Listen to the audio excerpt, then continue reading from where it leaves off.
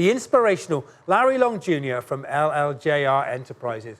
Larry, many thanks for joining us. Cheers. What's going on, Ben? Great to see you. Happy to be here. Great. Good morning, everyone. Great to see you too, Larry. Lovely to meet you again. And wonderful to have you back up here on the virtual stage with me. I hope you're keeping well. All is well. All is well. Fortunate to be here with everyone. Yeah, great stuff. Okay, Larry. So listen, we're going to be talking a little bit today about, I guess, how to motivate people, what this changing sales landscape looks like, and what sales leaders can do to address some of that change. So I guess the obvious place to start is there. You know, we've seen a lot of change. I referenced some of it there. We've been talking a lot about it the last couple of days here at this summit. But what for you are the kind of the most critical shifts that we have seen over the course of the last 12, 14 months? Yeah, well, that's interesting, Ben, because we've seen shifts and we can expect to see more shifts. So we've really got to be flexible. And everyone knows that, but really it's executing. And as leaders, we've got to execute. We've got to put on our thinking caps, get creative. And really, I'm going to hammer home two things. The first one is care. And we all know that we've got to care for our clients, care for our customers, care for our prospects. But I'm going to flip the script and say, are you caring for your employees? And we all say that we do, but essentially, show me what you're working with. How are you showing your employees that you care about them, your sellers that you care? Are you putting in the time, the energy, the resource? Because there's a saying that goes, no one cares how much you know until they know how much you care. And that comes from our actions. And as we go through this transformation, your sellers want to know, do you care? Can I trust you? And then the second one is the race for talent is heating up. So what are you doing, number one, to make sure that you keep your top sellers on your team and they don't look elsewhere? And then number two, how do you attract brand new talent? And as we look at this whole wide world, there's an opportunity that's presented to get some top-notch sales talent. Yeah, absolutely. And those two things are very much linked, the war for talent and, of course, you know, what you're doing to motivate and to care for your employees. So let's maybe start there. You referenced it yourself, Larry. This is something that everybody talks about, how much they care about their employees, how well they look after them, how much they mean to them, that they are a people-centric organization. I think we probably can both admit that sometimes that is lip service, perhaps, or, you know, or maybe companies haven't followed through on that as much as they should have done. So given everything we've seen over the past 12 months, how are companies refocusing their efforts in this area? You know, what are you seeing work well in order to really reframe how we consider our employees? Yeah, so Ben, in this virtual world, what I've seen the best organizations, and I was talking with a German-based CPG company yesterday, but I've got three things that really stand out from my mind of what you can do in order to show your employees that you care. The first one is doing a team journey line. And what does that mean? Well, it starts with you as a leader. You putting together just a quick slideshow that shares with your team your personal journey through life, as well as your professional journey, and then they can better understand how best to work with you. Now you have other team members provide their journey line, and now all of a sudden you're getting to really know each other as a unit, a cohesive unit working together. Another exercise that I love is the personal brand. I know here in the States, Nike's brand is Just Do It. Chick-fil-A's brand is My Pleasure. Under Armour, will you protect this house? Well, you as a leader, what's your brand? When your employees think about you, what are the top two things that come to mind on the positive side? And then what's the one thing, area of opportunity? I call those deltas. And we do an exercise, a workshop that really allows you to get 360 degree feedback from your team and then provide that to your team so they can understand their brand. And we put that in a Wordle, and you can see the words that are big. For me, imagine it's excitement. Larry is excited. That's in big letters. In terms of areas of opportunity, calm down, Larry, slow down. I've got one other item that's hot fire. It's called the hashtag 3-minute challenge. Every day, find someone in your Rolodex, someone that you're connected with, someone on your team, and take 3 minutes to surprise and delight them. Now, what is that? It depends. I mean, if they're a soccer fan, let's say they're a Manchester United soccer fan, all you got to do is go online, find a picture of Man U. Sorry if I offended anyone else, but essentially send it to them and let them know, I'm thinking about you, thought this might bring a smile to your face. So those are 3 things that you can do that will show your employees that you really care. Yeah, really interesting. And I like this idea of the, I guess, kind of the personal brand journey. And I guess what that recognizes is this celebrating differences. Do we all need to follow the same model as salespeople, or actually, how do you celebrate the differences that people have, the individual journeys that they are on within a sales culture? So true, so true. And remember, I don't care if we're in B2B, I don't care if we're in B2C. We're all in P2P. We're in people to people, person to person business. And keeping that in mind, if you're in the people business, you've got to make sure that you care for your people. You show them that you care. And one size doesn't fit all, unfortunately. Essentially, you've got to tailor and customize your approach to your individuals. These are individual sellers that you're working with. It's our job as leaders to make sure that each individual feels cared for, each individual feels supported, and that's our main job. Yeah, absolutely. And yeah, I mean, this is good advice regardless of the last 12 months, but I suppose it's been crystallized given everything that we've seen and this remote work environment that we've all been living with over the past year. So I guess, what are the challenges around doing this in a remote setting? And how are you seeing those challenges overcome? How are you seeing this connection being made? How are you seeing the best sales leaders really engage with their teams in a remote world? Yeah, so needless to say, Ben, this is tough. I mean, not having the physical interaction, not being on the sales floor where you have that energy, you have that excitement, you really have that feeling of getting to know people. It's tough in a virtual world, but the best sellers are getting creative. They're putting their thinking caps on and they're saying, you know what? This is an opportunity. So yes, anytime there's chaos, anytime there's confusion, is it tough? For sure.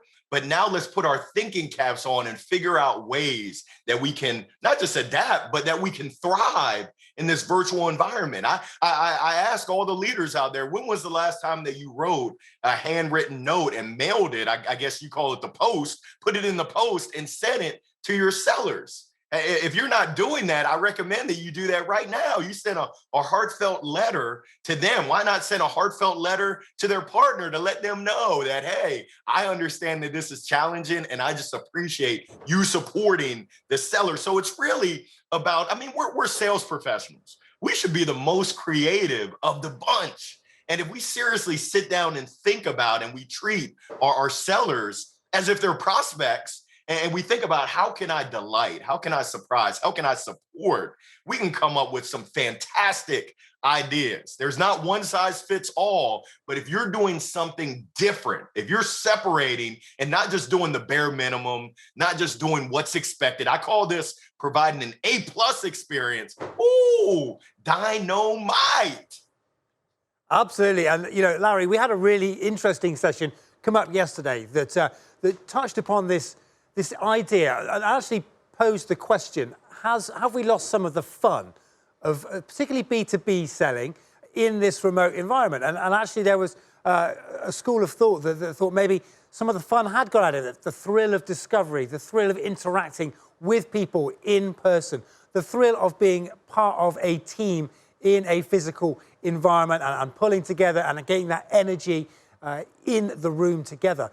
So I guess, how are you seeing fun and the joy of selling being introduced in this new world?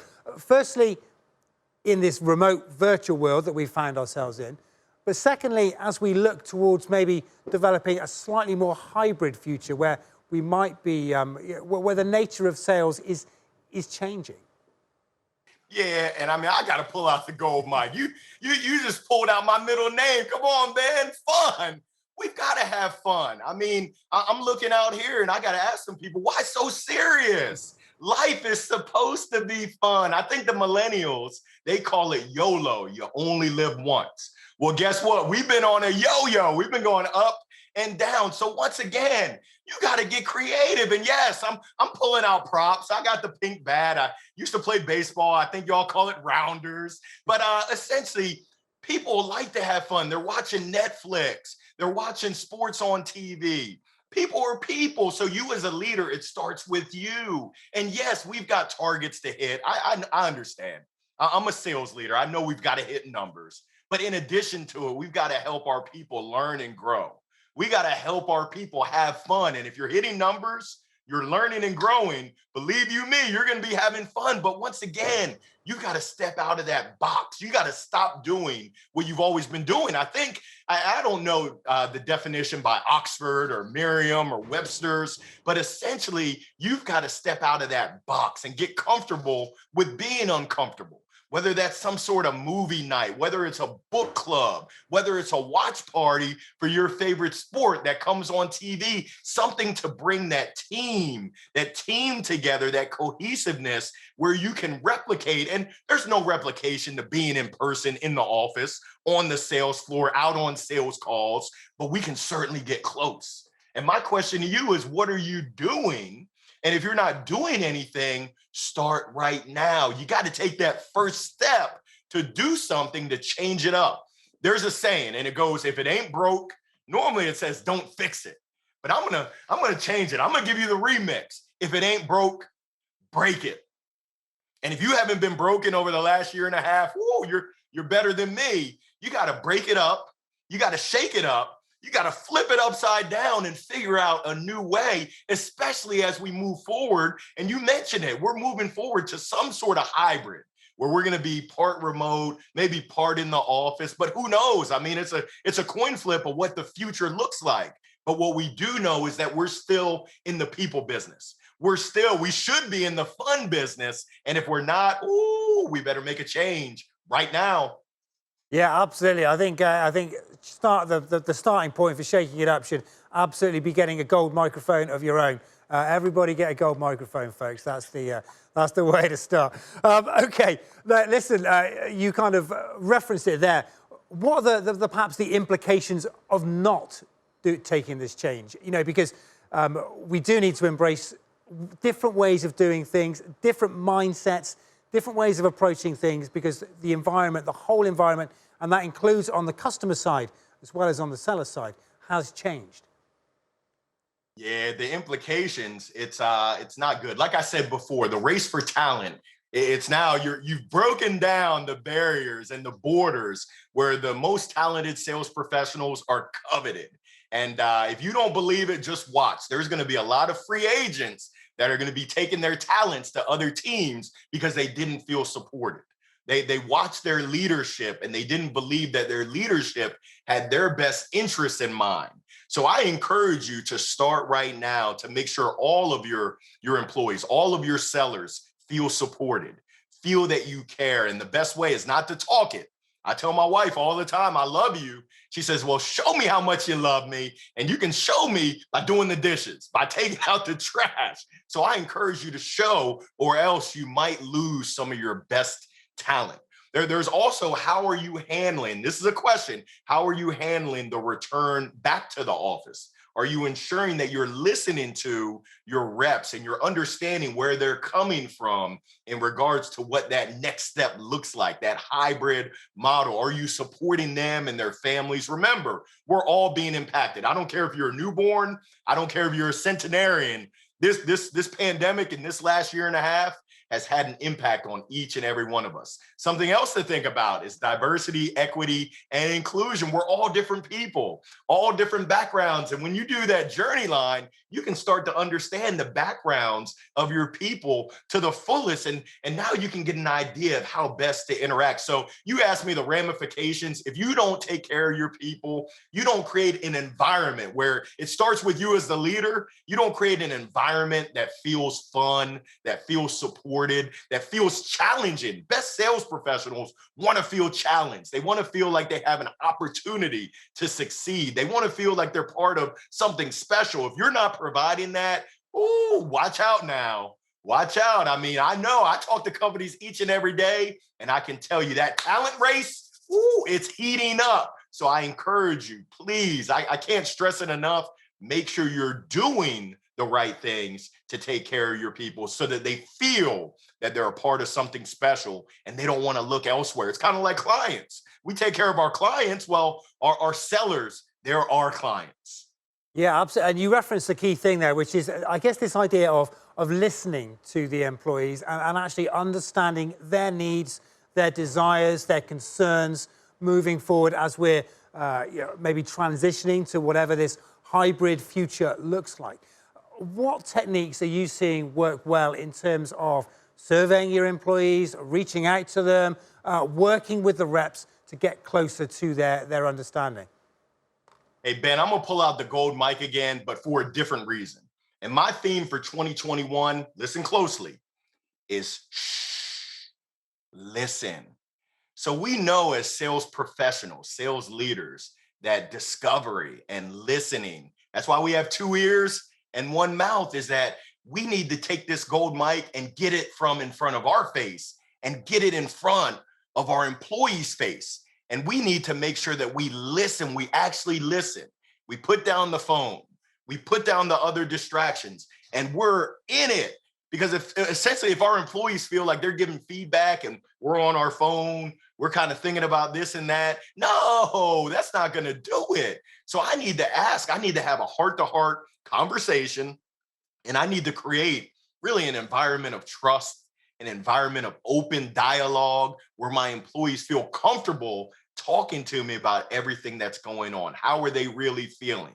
And then we have that dialogue when I listen. When you listen, it's amazing what comes out. I mean, I always say that if you ask the right questions, the prospect will give you the path to the order. It's the same thing with our employees. If you ask the right questions and you hush and listen, oh my goodness, you're going to get so much information. And as you survey all of your employees, you're going to start to see themes, and you'll start to get buckets of certain employees that are dying to get back in. Other employees who say, hey, I kind of want to go in a little bit, but I also enjoy working from home. I'm so much more productive. And look at the numbers. So it really comes down to us being great leaders. And really, one of the most important aspects of leadership is listening. Yeah, absolutely. Does that put a greater onus of responsibility on the first line sales manager? And actually, is their role changing to be much more of a people, an empathetic people manager as opposed to a performance manager? I mean, I'm going to give you my honest opinion. I believe that has always been the case, but this pandemic, this situation has only heightened it. It's only really brought to light how weak some of our leaders have been. We've had some folks that, let's keep it real, they've been sliding by. And when things are going great, when things are on the up and up, you can kind of get away. You can kind of get away with some flaws. Now we're getting back to the basics. You used the word empathy, which I think that was the word of 2020. We should have always been empathetic. Come on now. It's not like this is brand new. Oh, now we should care about our people. Now we should think about it from their perspective. No, the best organizations and the best leaders have been doing this forever. But now, essentially, if you're not doing it, it's like, uh-oh, you're caught out there, and it's not a good thing. It's like, ooh, I got to step my game up. So I just encourage each and every one to go out there and work hard. You can figure it out, but you have to break your mindset. If you're part of the mindset of being insane, which is doing the same thing, expecting different results, there's a great book, What Got Us Here Won't Get Us There. And that's what we're finding right now, that what got us here and allowed us to have success before, that's not going to allow us to have success in the future. So we better keep innovating. We better keep finding ways that we can improve and take our game to that next level. Yeah, Larry, you mentioned this idea of the war for talent. And of course, that's a challenge. but it's also an opportunity as well. So how do you capitalize on that opportunity? As you mentioned, I think there is, there's a war for talent, but there's also a lot of good people out there who are perhaps unhappy where they are, who are perhaps not feeling recognized, who are not achieving the levels that they could do. So how do you capitalize on that opportunity and actually bring them to your own organization, strengthen your own base? Oh, goodness. I'm a big believer that top sales professionals know other top sales professionals. And there's a saying, your network is your net worth. So I'm always networking. I'm always having conversations and finding out, hey, what's the top 10%? Who's the top 10% within your organization? Who are those sellers? And just having conversations, because essentially, if you have the conversation, folks will let you know, yes, I'm a top seller. But no, I'm not happy here. I'm looking for a different opportunity. And just to give the foundation, what I look for epic qualities in sellers, and that's EPIC, entrepreneurial spirit, folks that take ownership, preparation and planning. Are they practicing on their craft? Internal drive and desire. We all get hit with obstacles. I need those that find ways over them, find ways around them, find ways under them. And if they have to, find a way right through it. And then C, I quadruple click on the C. I look for folks that can communicate well. And that means that they can listen very well. I look for people that care. Do you actually give a damn about what we're doing? Are you all in? Are you on board? I look for folks that are curious. I think they said curiosity killed the cat. The best sales professionals and the best people in life are curious. And then the last one is really having that confidence and being courageous. There's a comedian, Kevin Hart, that says, say it with your chest. So those are kind of the fundamentals that I look for. And I also look for integrity without compromise, doing the right thing when no one's watching. I also want people that have a good attitude. Because if you're a negative Nancy, I apologize if your name is Nancy, or if you're a negative Nelly, ain't nobody got time for that. You're going to bring the whole team down. So I need folks that really understand teamwork makes the dream work, and they're all on board. Not just the me monster, not just me, but essentially us and we. So I'm looking for those in other organizations and just having conversations. Hey, talk to me to see, is there an opportunity for us to be working together? Because I could take what you have on my team. Yeah, absolutely. Larry, I started out today. I appreciate it was early for you. You were probably in bed, and I don't blame you for that. I wish I was still in bed at that time too. However, I started the day off by talking a bit about habits and forming habits. And apparently it takes 21 days to form or to break a habit. Only 21 days, not long. And of course, we've been in lockdown and living with the pandemic for a lot longer than that. So we've already started to form new habits. How do we ensure those habits are the right ones? And what habits should we be forming in order to move forward and to progress and to do well in the future? Yeah, so I mean, we've got to test, and I'm a big believer in looking at the data. Like I said, I'm a former baseball player, and we always kept track of our stats. You know your batting average, you know your win percentage. So essentially the numbers, I won't say the numbers don't lie because you can fudge the numbers, but I'm a big believer of going ahead and looking at what are the outcomes that we're accomplishing.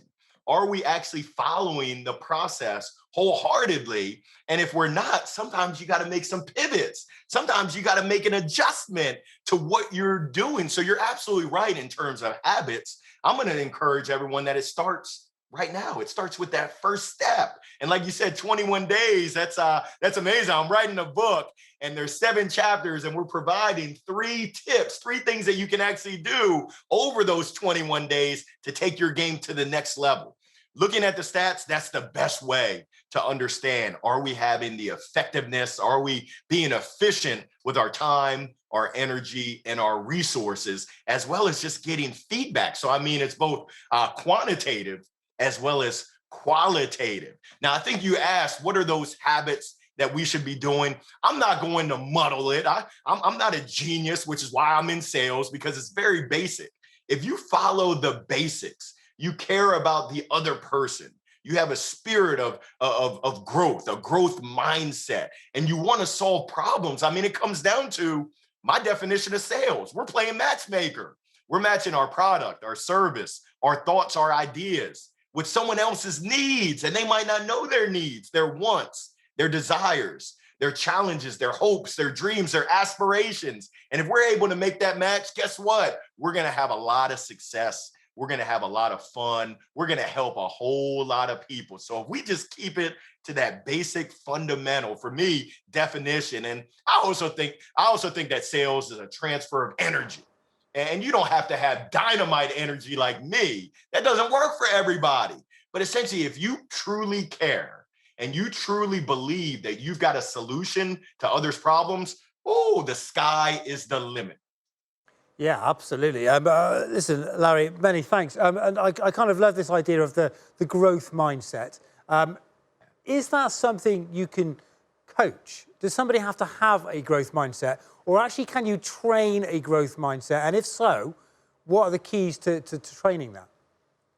Yeah, I believe you can train it. I mean, maybe some people are born with it, but I certainly believe that having that growth, that learning mindset can be trained and can be emulated. And it really starts with the leader. I mean, my question to you as a leader is, what books are you reading? I mean, I just got this book in the mail from a coach that I spoke with 2 weeks ago, the Leadership Playbook. He's a basketball coach. What podcasts are you listening to? What action items are you taking out of that? And are you sharing it with your team? Your team looks up to you, whether you know it or not. And you're having an impact on them, either on the positive, which I hope so, or on the negative, which that's no bueno right there. So essentially, it starts with you creating that environment, setting that example of, hey, we're going to learn and we're going to grow and we're going to share what our key learnings are. And most importantly, we're going to implement not everything. You can't do everything that you learn, but we're going to test certain things, and we're gonna report back to share. Hey, here go the results. Here goes what we thought.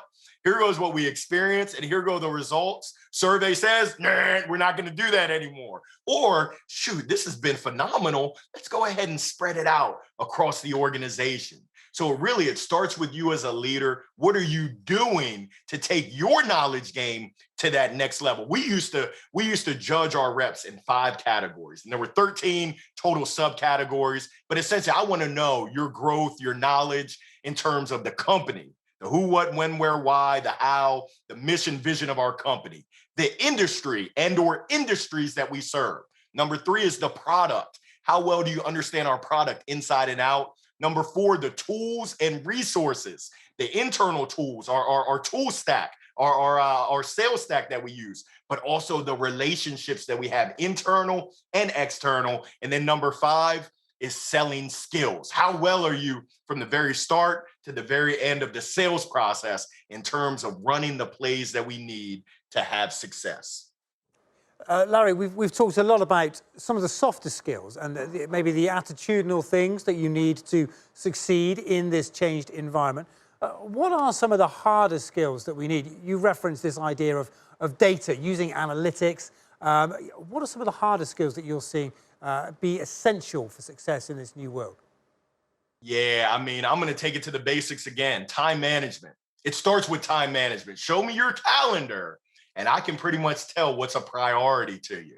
I'll go with pipeline management, essentially looking at reps, at least from what I've experienced, the reps that I work with, there's a lot that are spinning their wheels with suspects and not real prospects. So essentially, if you're spending your time with folks that aren't ready to buy now, there's opportunity costs. And we all know this, but how many of us are practicing this on a consistent basis? So time management, pipeline management. I'm also going to go into prospecting.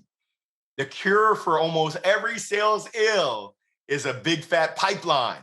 How big is your pipeline? And are you constantly building that pipeline, or is your pipeline dwindling?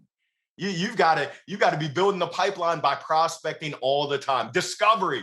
How well is your discovery? Are you giving the microphone to your prospects? And most importantly, are you listening? And then are you able to tie in what they shared with you? And then the last thing is closing. If you do those 4 things that I just mentioned, time management, pipeline management, prospecting, and discovery, The close is just a natural progression.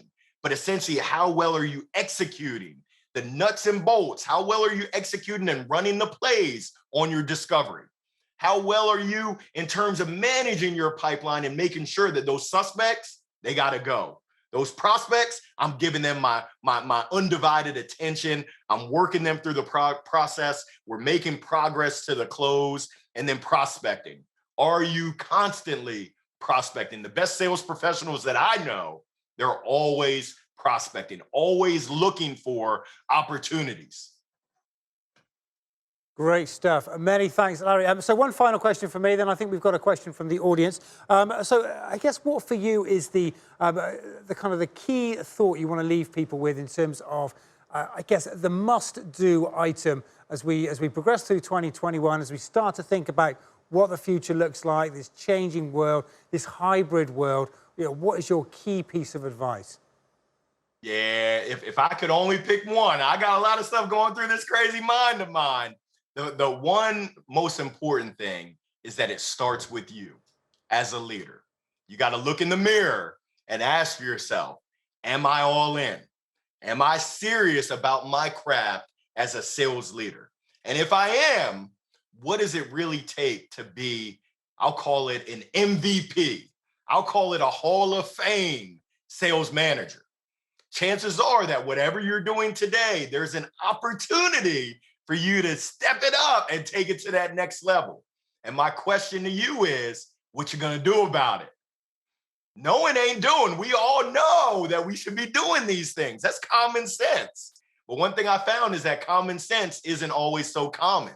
So essentially the question is, the parting question, what you gonna do about it?